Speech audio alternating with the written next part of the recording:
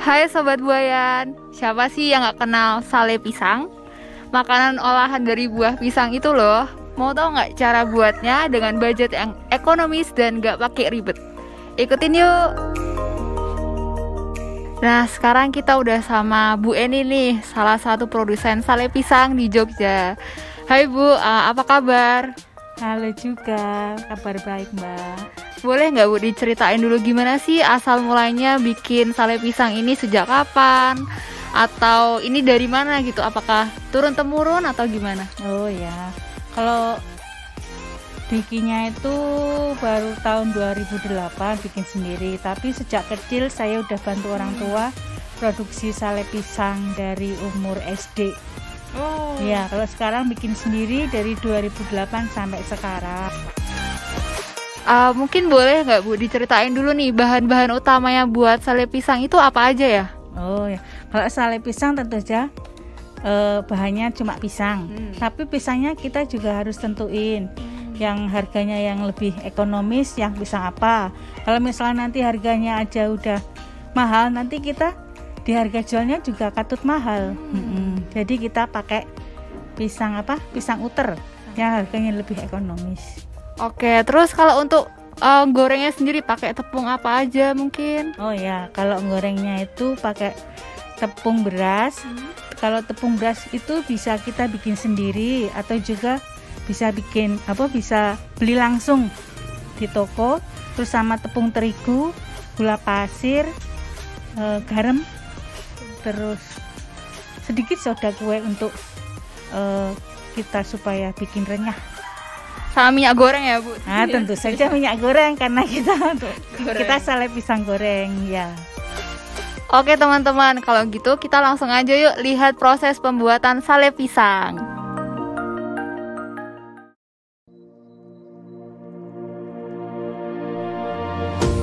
Dalam pembuatan sale, jenis pisang yang digunakan adalah pisang utar karena rasanya yang manis dan ketahanannya jauh lebih bagus dibandingkan dengan pisang lainnya.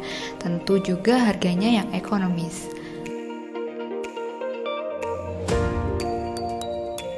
Di daerah Jawa banyak sekali loh ditemukan jenis pisang utar ini, terutama di daerah sini.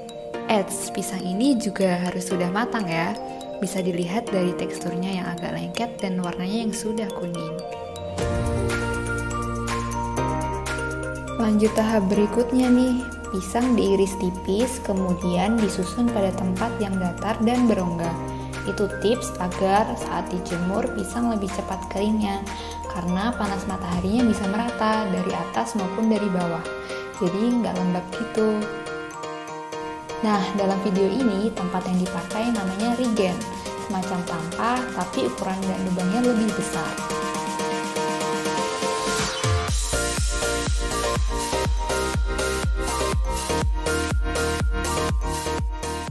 Dalam penjemuran pisang juga harus dibolak-balik ya, supaya keringnya lebih merata. Selama proses penjemuran, cuaca juga mempengaruhi kering tidaknya pisang dan seberapa optimal madu yang dikeluarkan. Jadi, jika pisang dijemur dengan panas matahari yang terik, hanya perlu membutuhkan waktu 2 hari saja, pisang sudah dapat kering loh.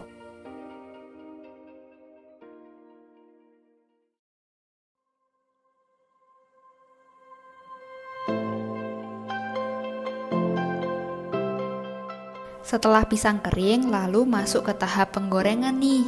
Bahan untuk menggorengnya ada tepung terigu, tepung beras, soda kue, gula pasir, garam, dan ada satu bahan lagi nih, opsional sih, tapi untuk menambah aroma salenya lebih harum bisa pakai vanili. Takaran bahan untuk tepung terigu dan tepung beras perbandingannya 1:2 ya. Semuanya dicampurkan lalu diaduk-aduk. Pelan-pelan aja sambil dimasukin airnya. Ditambahkan sedikit-sedikit. Lalu diaduk-aduk sampai terlihat seperti adonan menggoreng tempe atau pisang biasanya. Tapi ini sedikit lebih encer ya. Jangan terlalu kental juga adonan tepungnya karena akan membuat alot sale pisangnya nanti.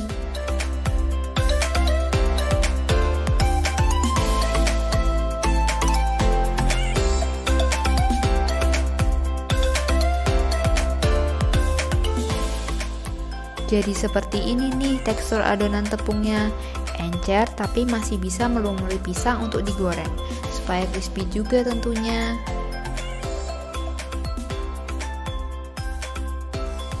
Sambil menyiapkan adonan tepung, bisa menyiapkan juga minyak ke wajan ya, dengan api sedang supaya tingkat kematangannya juga pas, tidak gosong atau bahkan tidak matang sampai dalam.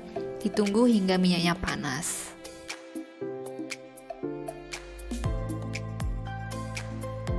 Jika semua adonan tepung dan minyak sudah siap, langsung saja pisang yang sudah dilumuri dimasukkan ke penggorengan seperti ini nih.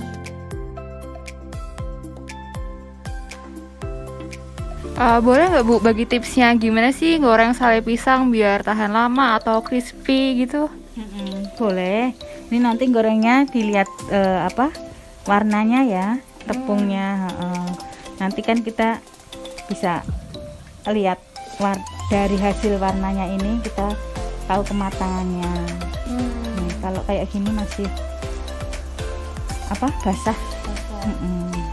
Mungkin kalau dari adonannya sendiri ini ada nggak tipsnya kudu encer kah atau agak-agak tebel apa gimana, kental gitu? Ya, ada. Nanti tepungnya nggak encer banget, nggak tebel banget. Kira-kira kalau diangkat cuer gitu bahasa Jawanya. Encer. Iya. Tapi nggak encer banget. Oke. Kalau gini udah pas kayak gini ya.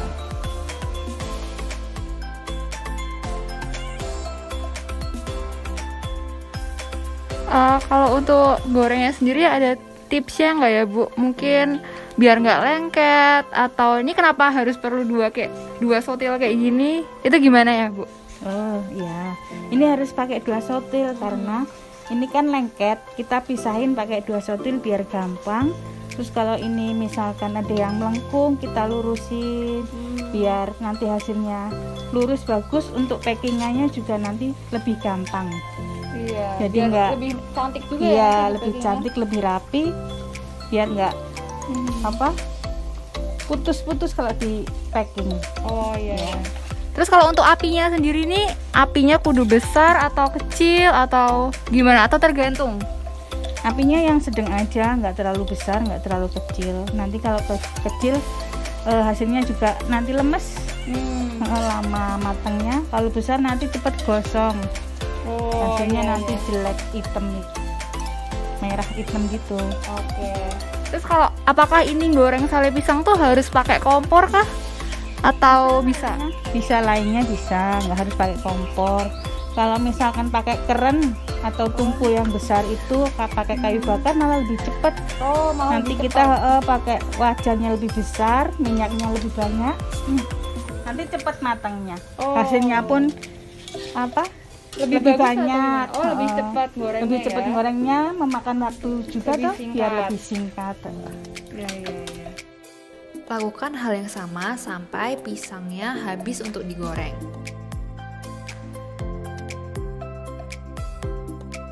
Eits, untuk mengukur tingkat kematangannya bisa dilihat dari warna adonan tepungnya ya. Jika sudah berubah atau menyatu dengan warna pisangnya, itu artinya sudah bisa diangkat atau dibilang sudah matang.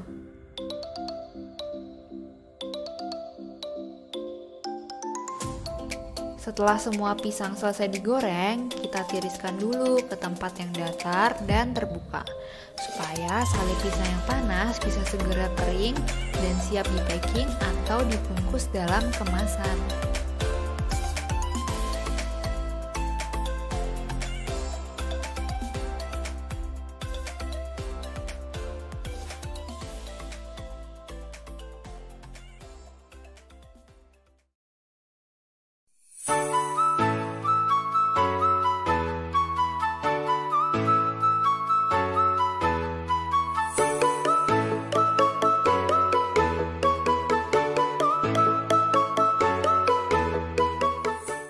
Masuk ke tahap packing nih. Saat packing bisa menggunakan jenis plastik apa saja ya, yang sekiranya sesuai untuk sale pisang yang akan dipasarkan. Dalam video ini, plastik yang digunakan adalah ukuran 15 x 10 dengan ketebalan 10 mm. boleh tahu nggak sih Bu, gimana bisa menghasilkan sale pisang yang warnanya menarik kayak gini dan crispy ini? Soalnya biasanya di luar sana tuh masih kebanyakan warnanya hitam ataupun coklat gelap kayak gitu. Oh gitu. Iya. Ini pertama dilihat dari pisangnya ya, kematangan pisangnya itu jangan terlalu matang. Tingkat kematangan pisang. Nanti gorengnya pun nanti tepungnya nggak terlalu tebal. Oh, oke. Yang apa tipis-tipis aja.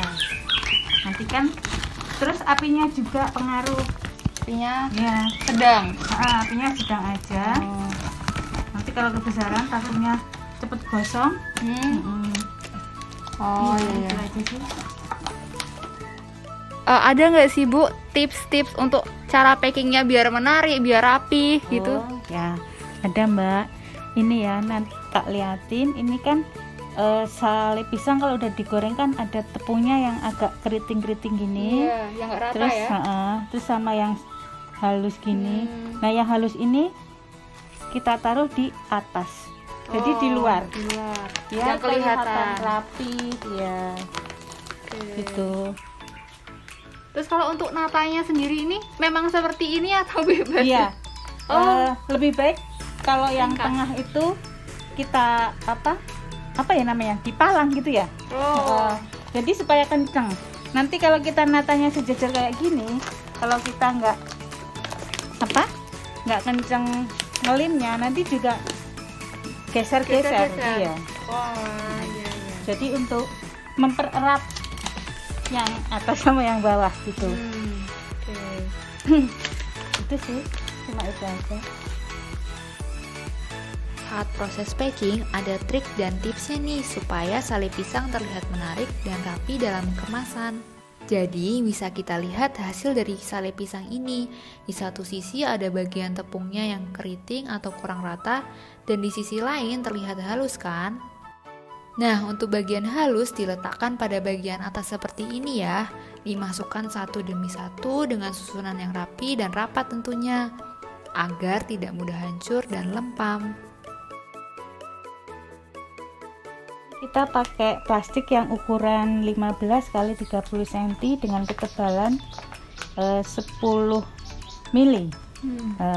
Kalau misalkan mau ngasih logo, kita bisa pakai kertas atau apa, kita masukkan di sini, di atasnya sini, atau juga plastiknya langsung kita sablon kasih brand gitu. Nah, Sobat Buaya, ini dia hasil produk sale pisang yang siap dipasarkan.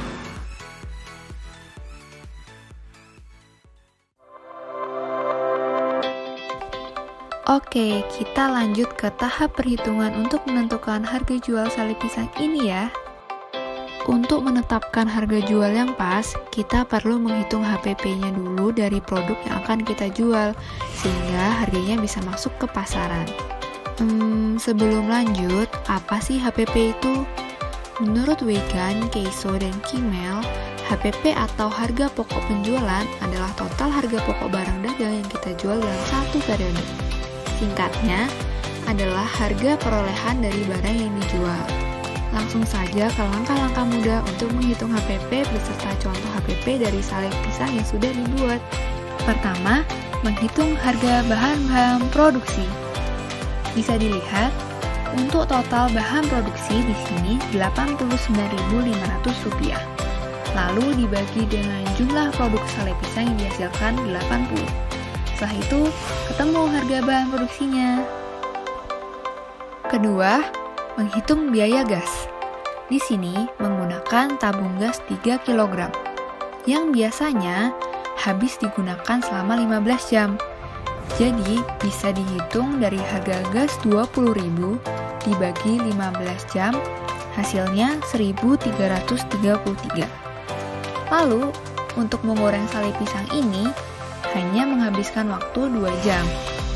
Jadi tinggal dikalikan saja hasil pembagian harga gas per jam tadi dengan durasi jam pemakaian dalam menggoreng sale pisang. Hasilnya 2.666. Ketiga, menghitung biaya kemasan. Di sini, plastik yang digunakan harga satuannya Rp375 dan harga stiker logo produk satuannya Rp220. Jadi, total biaya yang dikeluarkan untuk kemasan Rp595 dan dibulatkan menjadi Rp600.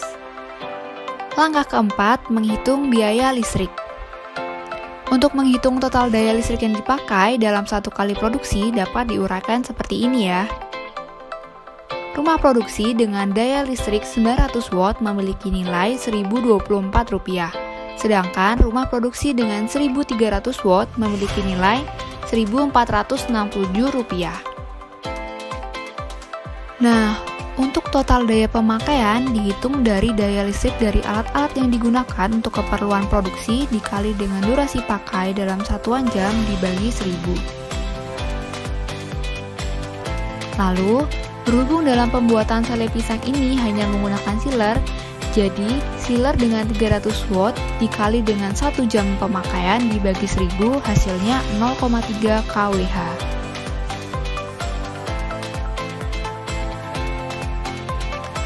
Nah, agar ketemu tarif dari daya listrik yang digunakan bisa diketahui dari besar daya listrik yang digunakan di rumah atau tempat produksi ya.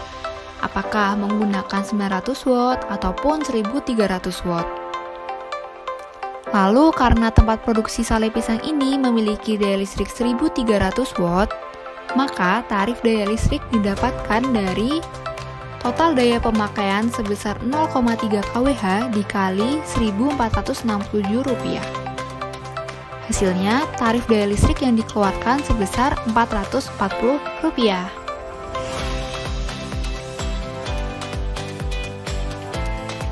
Lanjut tahap kelima, menghitung biaya transport. Untuk penggunaan transport bisa dikira-kira sendiri ya jauh dekatnya. Karena dalam mencari bahan-bahan produksi dalam pembuatan sale pisang ini tidak begitu jauh, jadi di sini menggunakan transport senilai Rp5.000 saja. Setelah perhitungan di atas selesai, kita total besaran yang dihasilkan dari setiap langkah produksi yang telah dilaksanakan. Nah, total dalam pembuatan sale pisang ini dalam satu kali produksi sebesar Rp9.872. Dan yang terakhir nih, kita hitung harga jual yang tidak mahal, tidak juga murah, tapi untung buat kita. Jadi tentunya pas di pasaran. Dari total biaya produksi, kita tambahkan berapa persen keuntungan yang mau diambil. Nah, dalam pembuatan sale pisang ini diambil 20% dari total biaya produksi. Jadi harga jualnya sebesar Rp12.000.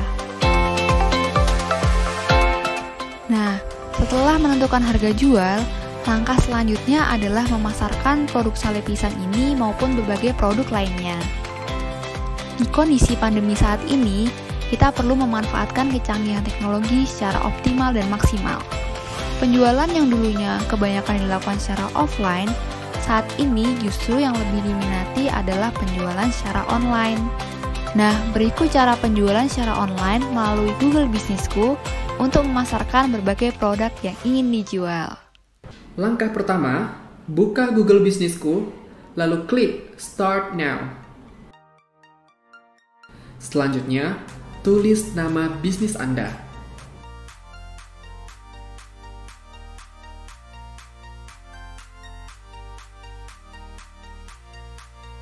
Langkah ketiga, isi lengkap alamat kantor, toko, atau restoran Anda.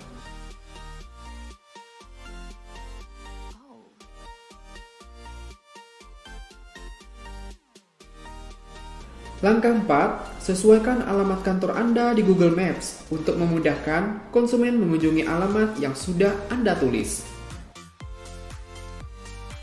Langkah 5, tulis kategori bisnis yang sesuai dengan bisnis Anda.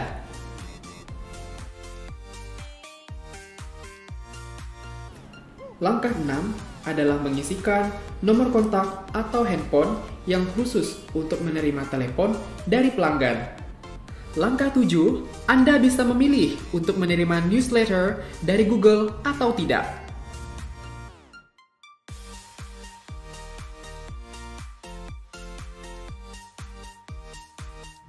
Langkah 8, ini adalah langkah terakhir, di mana ini merupakan proses Anda untuk melakukan verifikasi Google Businessku. Ada 3 cara untuk melakukan verifikasi. Bisa melalui nomor telepon, atau postcard by mail, atau verify letter jika Anda ingin nanti saja melakukan verifikasi. Untuk saat ini, kita coba dengan menggunakan verify letter. So, kita klik later.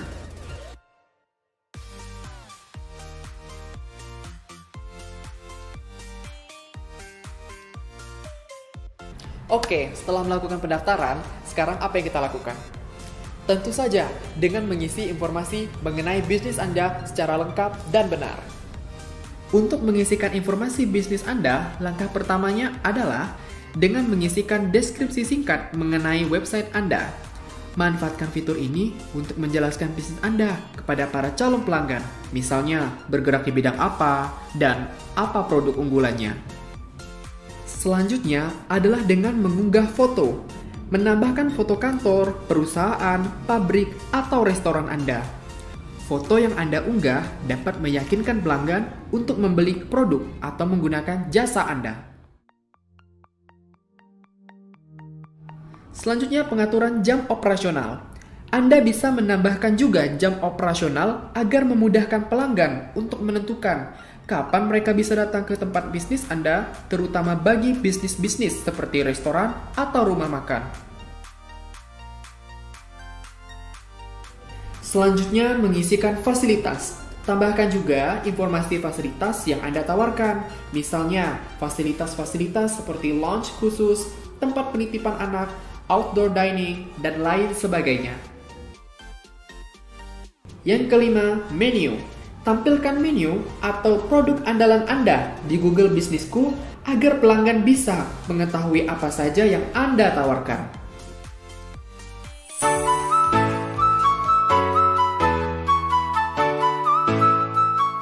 Oke, terima kasih Bu Eni sudah bersedia membagikan tips dan cara membuat sale pisang.